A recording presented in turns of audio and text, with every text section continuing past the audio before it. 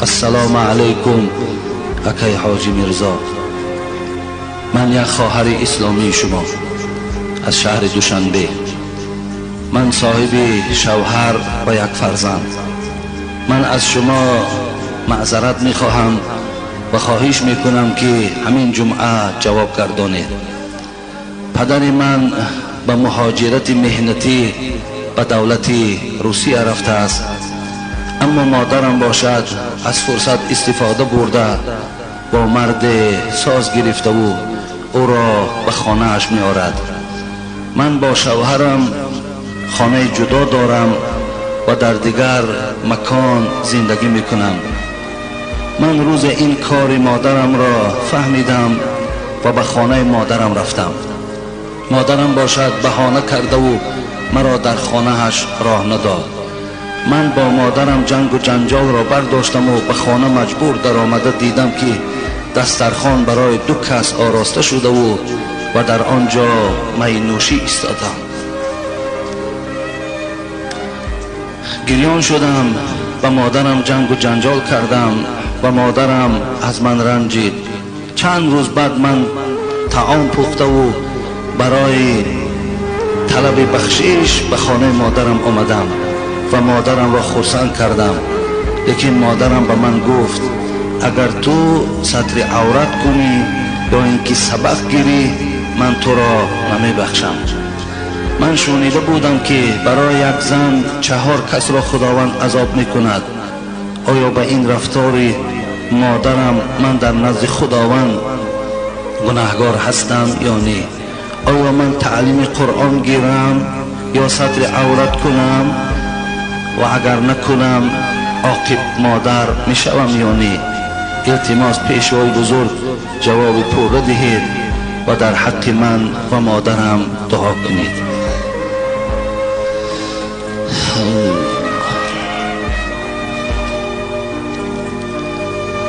السلام علیکم بابای حاجی میرزا. من یک زن گناهگار از شهر کولاب می باشم. اولا از خداوند عز و جل این را آرزو امید دارم که گناه های همه ما زنهای بدرفتار و بدگفتار را در روز محشر خدا عفو گرداند و به ما راه راست را هدایت کننده باشد. مادامی که من قلم گرفته در این کاغذ سفید از کارهای بد خود، رفتارهای بد خود می نویسم، از بدبختیم قلم از دستم افتیده و به من یاری نمی رساند. من یک زن بدبخت، یک زنی که در وسواس شیطان لعین لغزیدم و در دوام شوهرم در شهر روسیه بودنش به واسطه تلفن با یک مرد شناس شدم. سخنرانی ما چند وقت دوام کرد و بعد یک روز همان مرد مرا برای واخوردن دعوت کرد. من گردن شیطان را ناشکسته و برای رازگی آن به نزدش رفتم. ما با همدیگر شناس شدیم. از بین چند مدتی گذشت و من با رازگی هر دویمان با یکدیگر ازدواج کردیم. بعد چند وقت شوهرم از روسیه برگشت و من باز به شوهر خود زندگی ام را دوام داده ایستادم. شوهرم از این کارهایم درکی ندارد. من باشم شوهرم را دوست می‌دارم. نمی‌خواهم که زندگی امان ویران شود. من صاحب 2 فرزند هستم.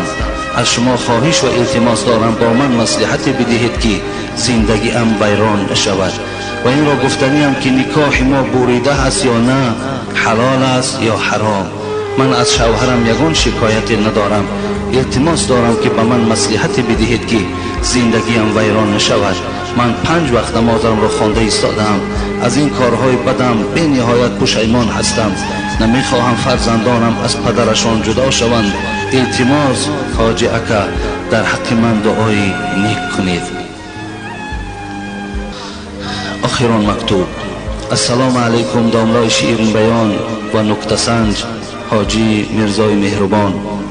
من خواستم به شما به مکتوب روبرو شوم، از کارهای کردم بیان نمایم. هرچند کوشش کردم جرأت پیدا نکردم که با تو روبرو ایستادن نقل کنم. لیکن خواهش این مکتوب من را خوانید تا درس عبرت برای دیگران شود. قسم به نام خدا که وقتی این مکتوب را می نوشتم در خیالم این گذشت که این مکتوب را می نویسم و با خود می گیرم و خودم را آویزان می کنم. با صحبت های شما که انسان حرام می مرد ما را باز داشت. این مکتوب را تا آخر با آب چشم پر از پشیمانی نوشتم. داملا از حیات سیر شدم، بیزار شدم. تصور میکنم که من دیگر در کاری نیستم و آینده نام مادر شدن را حرام کردم. تا حال از این کار من پدر و مادرم و هیچ کس درکدار نیست. صنف 8 را تمام کرده سال گذشته در تعطیل تابستانه در فریب یک مردی 45 یا 48 ساله پولدار افتیدم. مرا بازار برد و در $400 2 چله خرید تا سال نو خانیش یک جایه با من بود. این سال من صنف 9 هستم. آن مرد به من گفت غم نخور، همه در دست خودمان هست. تا وقتی هستم از فرزندهایم دیده غم تو را میخورم. باز تو را پیش از شوهر دادنت مثل اوله میکنم. قصه بسیار است داملا، چی گفتنی داری؟ چی توصیه میدهی؟ همان را میکنم. من منتظر سخنهای شیرین شما هستم. پشیمان شدم، مرا ببخشید که خودم را بدبخترین زن حساب میکنم. 5 ینوری سال 2009. برادر عزیز و گرامی، فکر میکنم این مکتوب هایی که نزد من است، اگر هر کسی که این خواند با این مکتوب ها شناسایی پیدا کند، اگر در وجود او به مثل یک دانه ارزن ایمان باشد، قسم به نام پروردگار قرار ایستاده نمیتواند. این خیلی مصیبت کلانی هست برای مردم مسلمان ما، برای مردم این با ننگ و با ناموس که نام او تاجیک است.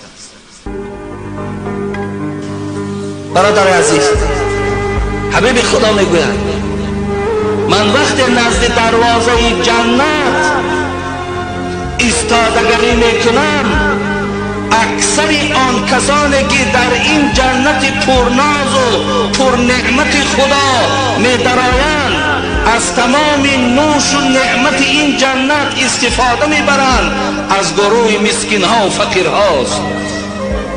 اکثر آدمای مسکین، فقیر، بیچاره، ناتوان، بی‌صاحب اهل جنتند. گفت پیغمبر خدا و اصحاب الجد محبوسون. برادر عزیز، من خطاب به سوی تو میکنم.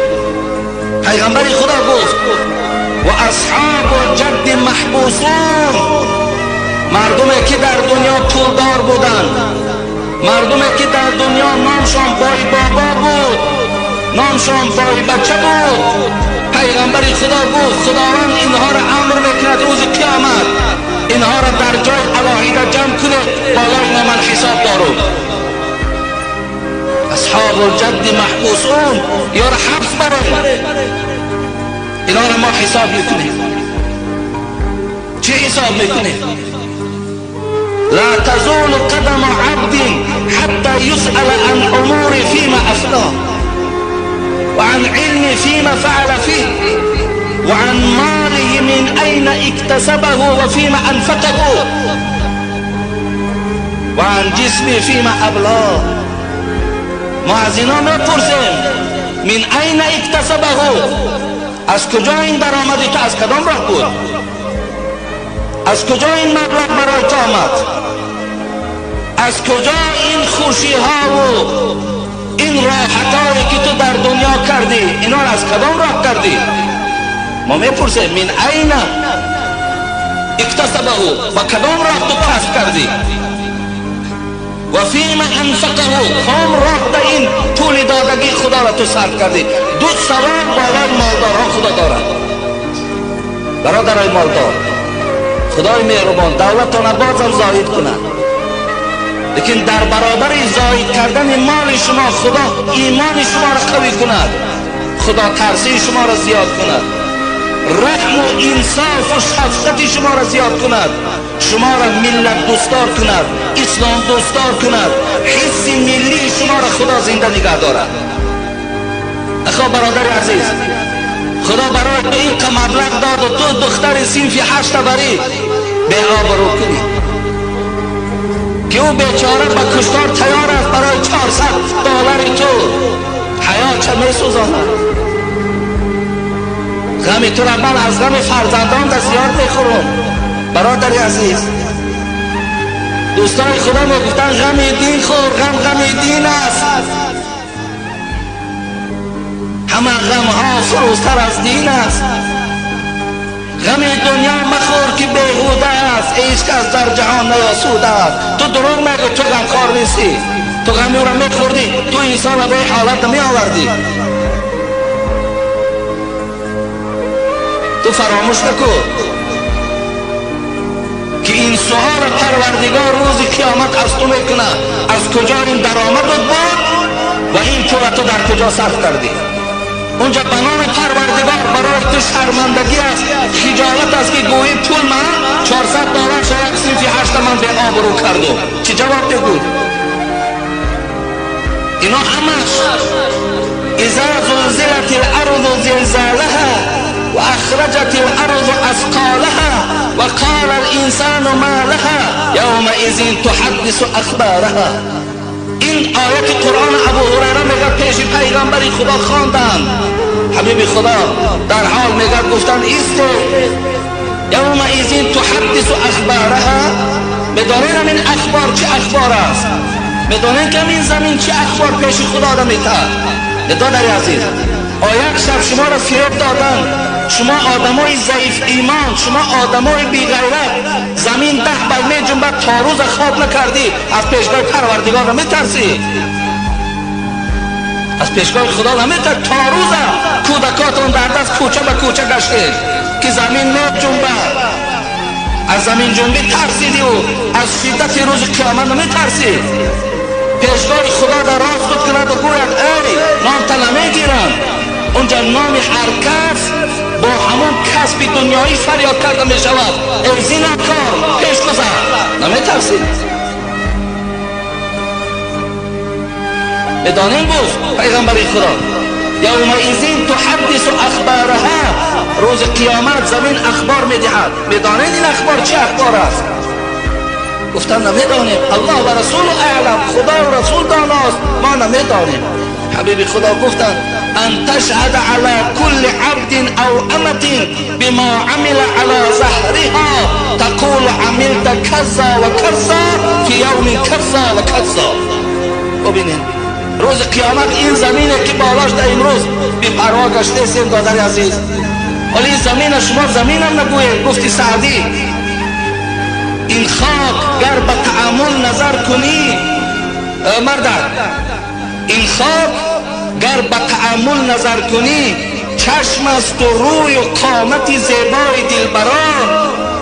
این خاک نیست، این خاکی که ببینن این چشم لگد، این روی هستن، اینا دستهای برادر شما هستن که به خاک بدل شدن. نوشیروان کجا شد و دارا و یزدگرد، گردان شاهنامه و خانان قیصران کجا شدن اینا؟ مرغ دیدم نشسته در باره کوس، کندره های توس در پیش نهاده کله کیکاووس، با کله همه گفت که افسوس افسوس کو بانگ جرس آو چی شد ناله کوس. این مرغ از این کله کیکاووس میپرسید اون مالهات کجا شد، اون رقص و بازیهات کجا شد، اون عیش و عشرتات کجا شد، اون عملهای زشتت کجا شد که امروز کله تو خوراک من شده است. برادر عزیز، تو را خدا مبلغ داد، شرایط داد، دولت داد، به خاطر آن داد که تو برعکس کوشش کنی که برادرایی که بیزنن، خواهش زنگیری دارن، زن کن. دخترایی که شوهر نمیابن، برای اونا شوهر یا شوهر بر در جای کار مخصوص مشغول گردان. این از کاری تو. و پول برای فساد کردن نیست، پول برای بی آبرو کردن دخترای مردم نیست. و این انسان هایی که اینقدر خدا شما را بی رحم و بی انصاف کرده است که مردک بیچاره تیپرکلاس، جگردرد، روده درد، اعضای آبادش نمانده است در روسیه، کار میکند، محنت میکند، تو زنی او قدری در اینجا عشرت میکنی. همین ایمانداری است. به نام خدا قسم به عزتش حبیب خدا گفتن من زنا او شرب الخمر نزع الله منه الایمان کما یخلع الانسان القمیص من رأسی. قسم به پروردگار اگر تو نوجوان مرد، ناپاک و پلید، تو ویروسی، تو یک میکروبی بدترین در بین این مردم مسلمانی، وقتی تو قدم به سوی خانه همون زن زدی، از غایبی شوهر همون استفاده بردی، یک قدم کندی خدا جان تا گرفت، به نام پروردگار تو به ایمان هستی. یک قدم زدن و تو ایمان نداری. چگونه حبیب خدا گفتن القمیص من رأسی، چگونه لباس آدم بدر میکند بدنش به لباس میماند، همچنان قدم تو را به ایمان میکند. تو نمیترسی از به ایمانی. و به ایمانی بر این آخر به قدری و به شرفی وجود ندارد.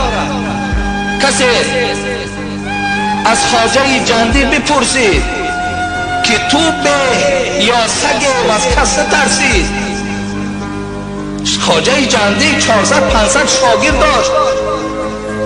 یک آدم برای سنجش او آمد، ای شیخ تو خوبی یا سگ؟ تو بهتری یا سگ بهتر است؟ مریدانش دویدن آشکاره که تا آنجا کنندش پاره پاره. مریدا خیستن گفتن ای بدبخت این چی سوار است؟ این چی تحقیر است در حق استاد ما؟ پاره پارت میکنیم. به یک راه من کرد آن جمله را پیر، بگفتا نیستم آگاه ز تقدیر، نیستم آگاه از تقدیر. گر از اوباش را ایمان برم من، توانم گفت کسد بهترم من. وگر ایمان نخواهم برد ز اوباش، چو موی بودم من در سگ کاش. ازت گفتن اگر من ایمان برم برادر عزیز، من از سگ بهترم، لیکن ایمان نبرم از یک موی سگ بهتر هستم. دادر عزیز تو ایقه ایمان در یک عادی ترین کار، در یک لحظه که یک ساعت تو ایمان تا میفروشی، 1000 سالها در پیش خدا میسوزی.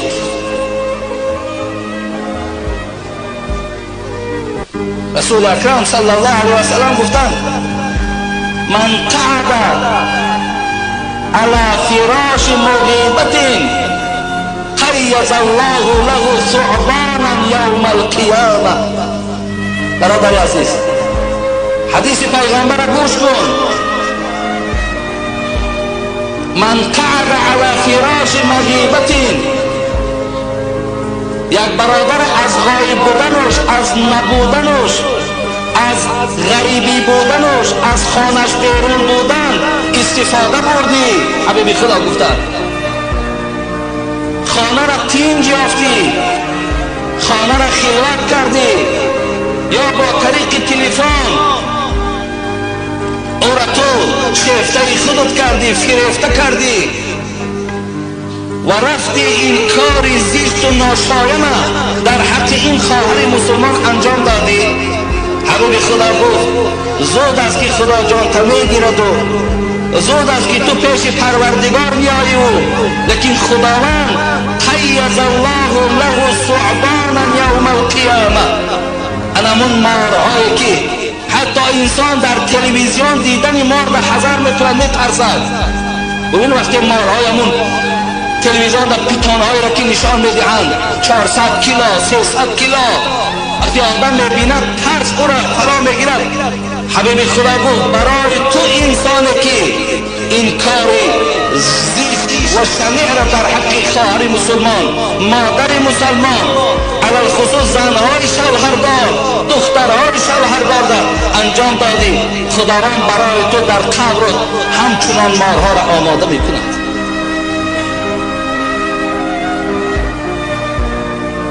خیلی جای تأسف، خیلی جای به خدا قسم رنجیدن وقتی گویم که شما برادر عزیز، هر کسی صدای مرا میشنود، وقتی گفتن دختر فلانی با فلان مرد یک جایه شد، شما دختر فلانی را در ذهنتان نگذارانید، فقط دختر خودتان را در ذهنتان گذارانید.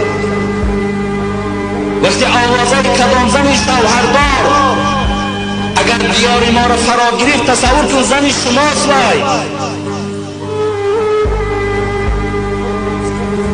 این شعاره که گوری و جدا و گوری من جدا، این شعار ما نیست.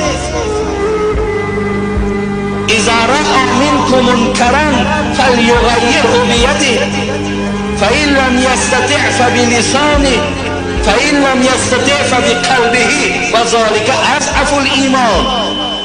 شما وقتی کاری ناشایان دیدین، حبیب خدا گفت کاری نادرست دیدین، با دستاتان من کنین، پیشگیری کنین. وقتی با دستهاتان نتوانستین، با زبانهاتان گوین، با زبانهاتان گفتن نتوانستین، با دلهاتان همون زن و همون مرد بد کردار و بد رفتار را بد ببینین، لیکن این نشانه ضعیفی ایمان شماست. وقتی با زبانتان نتوانین گفتن.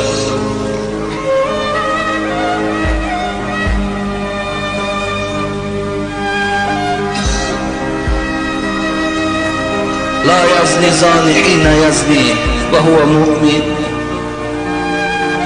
ولا يسرق السارق حين يسرق وهو مؤمن ولا يشرب الخمر حين يشربها وهو مؤمن. حبیبی خدا گفتن لا يزني زاني حين يزني وهو مؤمن. آیا انسانی که دستی به زنا میزند، آیا وی تصور میکند که وی مؤمن است؟ یک توجیهش همین است. دیگر معناش این است که آن کسی که دستی به زنا میزند و 5 وقت نماز میخواند، روزه ماه مبارک میگیرد، نماز جمعه ادا میکند، معنای او را دارد که نور ایمان او باقی نمیماند. هر کسی که 5 وقت نماز میخواند، الحمدلله من مسلمان میگم، مثل این خواهرایی که میگویند ما 5 وقت نماز ما را میخوانیم لیکن گردن شیطان شکسته نتوانستیم. وقتی که این کار وقتی که انسانی که انجام داد چی میشود برادر عزیز؟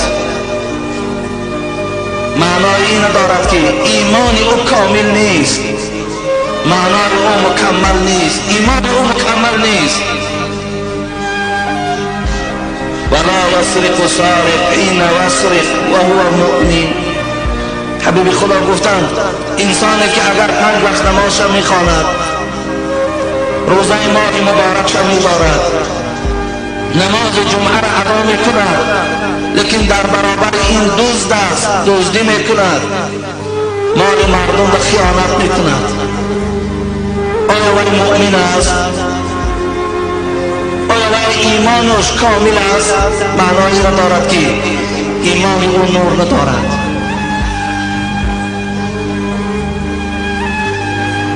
ولا يشرب الخمر حين يشربها وهو مؤمن. حبیب خدا سه طایفه را گفتند، یکی زناکار را بیان کردند، یکی دزدها را بیان کردند، یکی عرق نوشها را بیان کردند. که انسانی که هم 5 وقت نماز خوانه و جمعه خوانه و دعوای ایمان و اسلام داشته باشه و باز در برابر و عرق نوشی کند، معنای او را دارد که ایمان او نور ندارد، ایمان او کامل نیست. دادر عزیز، چگونه که من در احترام پدر و مادر از شما گشته و برگشته خواهش کردم، گشته و برگشته شما را تأکید کردم که جای عبادت است، جای فرمانبرداری است، جای سرخمی است، جای پاداش گرفتن است. حرمت پدر و مادر این چنین به گوش شما باز میرسانم. روز به روز، ساعت به ساعت امکانیت ها برای زنا کردن خیلی و خیلی مساعدت میکند، شرایط ها خوب میشود. روز به روز شاید نفرهایی که خواهش اینو دارند زیاد شدن میگیرند. لیکن دادر عزیز، شما وقتی که پیشنهاد به شما میشود یا وقتی که خواهش های شما در همین مسئله پیدا شد، کلمه لا حول ولا قوة الا بالله العلی العظیم استفاده برید. حبیب خدایا معشر الشباب من استطاع منكم الباءة فليتزوج فإنه أغض للبصر وأحسن للفرج فإن لم يستطع فعليه بالصوم فإنه له وجاء. حبیب خدا گفت ای جوانهایی که بزنین، ای جوانهایی که خواهش زنگیری دارین، شما درو زن گیرید. مراد اگر شما خواهید که امروز ببینید تلویزیون هزاریت نمود کانال ها دارد، بچه ها با او سیر نکردن، دخترها با او سیر نکردن، در تلفن هاشون حتی که همون رسم ها بود، گویم حتی در صورت ها قرطه ها ده، حتی که صورت های همین فحش و فاحشگی ها در دست. وقتی با اون نظر میکنند، وقتی که با اون نگاه میکنند، وجود اونها را تغییرات کلی پیدا میکنند. به این خاطر برادر عزیز و گرامی، شما در این مسئله خیلی با احتیاط باشید، به سوی خدا دعا کننده باشید، صبر کنین. حبیب خدا میگوید زن گیرین، از همه بهترش همین است که شما را از راه زنا منع میکند، زیرا اینکه اغض للبصر و احسن للفرج، زیرا زن معنایی را دارد که چشم تو دیگر، چشم تو گرسنه نیست، چشم تو دیگر به این زنهایی که خداشون خیلی آرا و تارا دادن که برای شما را دیگرگون کردن، شما را ویران کردن، خداشون هر زیله میکنن، دیگر چشمای شما با آنها شکفته نمی شود، داده نمی شود و فرجهای شما از راه حرام باز می ایستد. وقتی که اگر شهوت شما طغیان کرد، حتی آنچنان علنگه‌ای دارد که تو دیگر طاقت نداشته باشی، حبیب خدا گفتن روزه بگیر، روزه شهوت تو را می شکند. دادر عزیز، هر راهی که باشد، با طریق خواه زن گرفتن باشد، خواه به طریق روزه گرفتن باشد، استفاده برینو در این راه قدم نزنید. زیرا به خدا قسم اگر زن داشته باشید، بدبختی به خاندانتون می آید، دیگر شما با این زنهای حلالی داشتگیتان حلاوت برده نمیتونید، زندگی خوب کرده نمیتونید، دیگر میل شما فقط به سوی حرام می شود. اگر بیزنم باشید، آینده زنم که گیرین، شما از این راه حرام بر نمیگردید. بسیار کوشش کنید دادر عزیز که در این راه هیچ وقت داده نشوین و از این راه پلید بازگردین. خدا خواهد من جمعه های آینده اطراف این موضوع باز برای شما از آیت های قرآن که خداوند در چندین جای قرآن تأکیدها نسبت اینها کردند، من به گوش شما البته میرسانم. رسول اکرم صلی الله علیه و سلم گفتند من یضمن لی ما بین لحیی و ما بین رجلی ازمن له الجنه. اگر هر کسی ضامن شود در پیش من که از زبان من کسی آزار نمی یابد، زبان من از جمله زبانهای خاردار نیست، زبان من از جمله زبان فحش و دشنام کننده نیست، اگر هم تا ضامن در پیش من شود و ضامن شود که ای حبیب خدا تا وقت این دنیا را پدرود میگویم قدم من به سوی زنا هیچ وقت گذاشته نمی شود، از من له الجنه، من برای این خیل جوان مرد حبیب خدا گفت ضامن هستم که وی وارد جنت کنم. در پیشگاه پروردگارم دعا میکنم، خواهش میکنم و این جوانی که زبانش و فرج خود از راه حرام، زبانش از درشتی نگه داشت، منم ضامن که باید جنت برم. این سرشوی های زنا از همین دستی به دست کردن است. لا یطعن فی رأس احدکم بمخیط من حدید خیر له من ان یمس امرأة لا تحل له. پیغمبر خدا گفت اگر در سر شما یک آهن کلان را آورده چکن، هم تا زده گویم از زیر گلوهاتون که براید، این برای شما آسانتر است که دستان در دست یک زن بیگانه گذارید. این برای شما بهتر است، زیرا که پیغمبر خدا میدانستند که این مقدمات زناست، آهسته آهسته این بچه را به او راه بد میبرند. خدا همه شما را در حفظ و امانش نگه داره و خدای مهربان شما را از جمله آن بندگان گرداند که بندگان اساسی رحمان باشین و بندگان خدا ترس باشین و از جمله بندگان باشین که در ذهن شما تماما حلاوت و شیرینی زنا هیچ وقت جای نداشته باشه.